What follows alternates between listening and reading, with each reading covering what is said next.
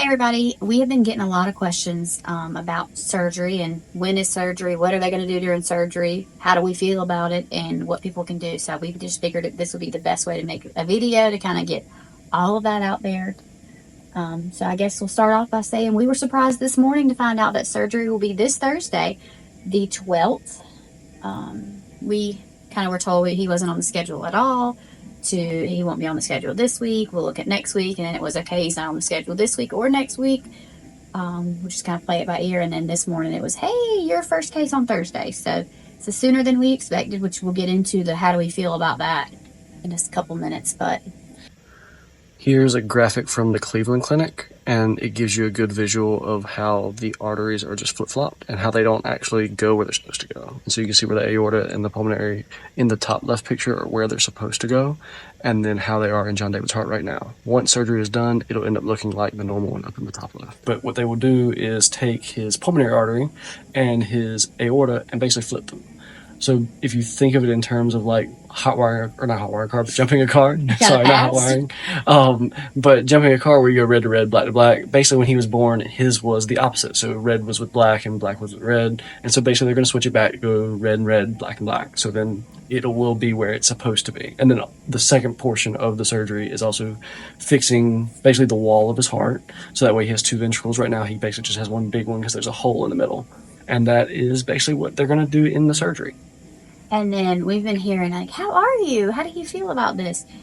If you've asked us how we're doing in the last 4 months, we've told you good, but I mean, obviously, good is probably relative. We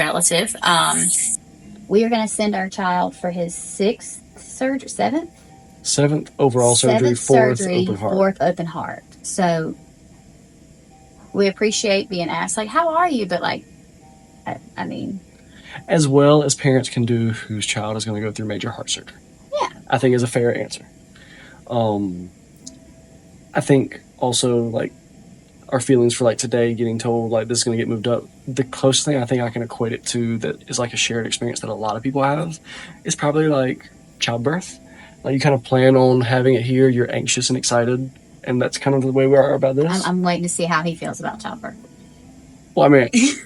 I can only speak from the dad's perspective, but like, okay. I'd love to experience childbirth from the dad's perspective.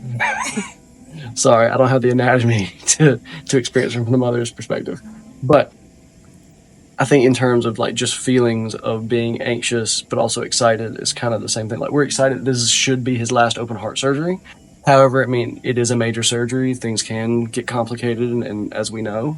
And so I think that there's definitely a level of anxiety and fear on that part of it. And I think that's the big part where we're going to be asking for prayers is that, you know, we don't experience any more complications like we have before, and that, you know, we can kind of have some peace of mind as we go through this process and not be as anxious as I think we... And we knew it was inevitable. This was going to come. It was just, obviously... We're excited to have the surgery so that way we can move on with normalcy of life, because once he gets through this surgery, his heart will function like yours and mine.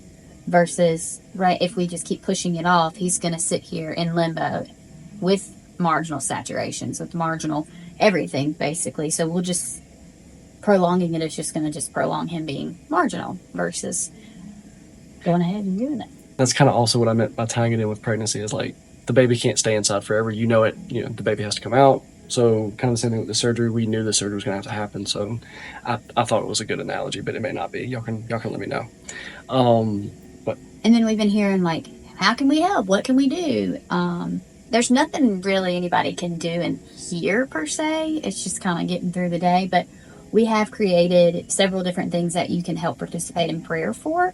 And one of those is tomorrow night, Tuesday, June 10th, there's going to be a prayer meeting on Zoom at 8:15, and we'll post a cute little graphic to kind of remind you there, and with the Zoom link. We did this the last time he went into surgery, and it was very last minute, but it was very, I would say it was very productive. Yeah. I mean, it was a way for us to collectively have a prayer meeting, have everybody in there, pray for specific things within the surgery, and I think we're even going to do a little more than just the prayer meeting this time, which Mallory will talk more about here in a minute. We know more kind of what to expect this time. Last time we were all just kind of blind and like, okay, we're just going to pray for heart surgery, yay! Yeah. But now we know more specifics of, okay, this is going to be happening generally at this time. This should be happening at this time. Specifically, pray for X and Y and all of that.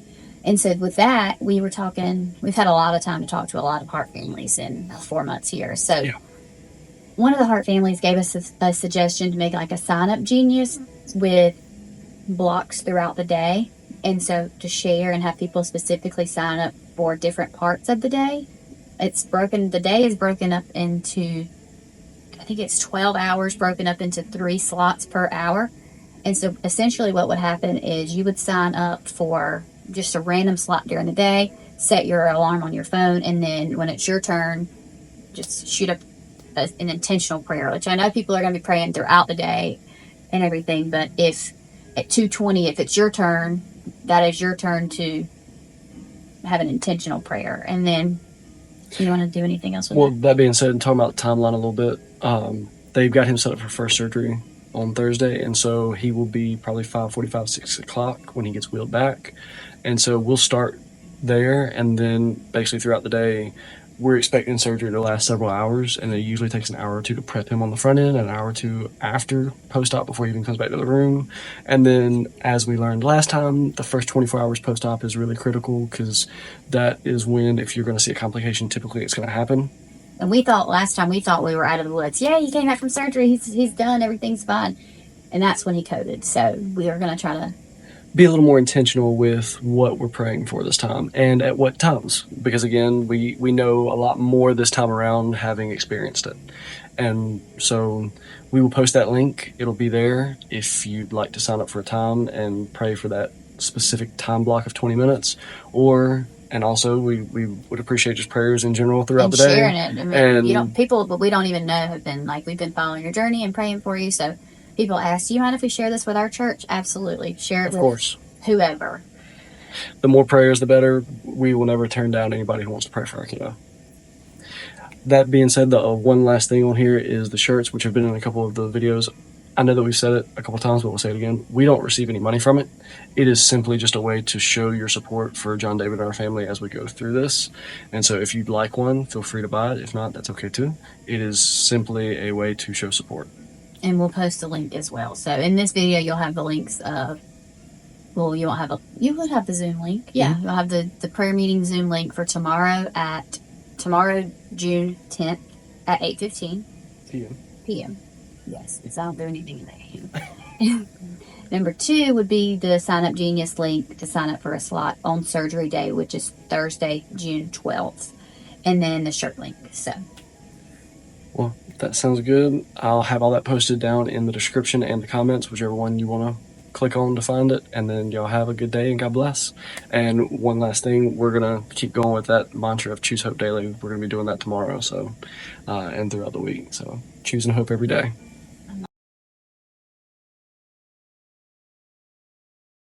And John David, tell everybody bye-bye.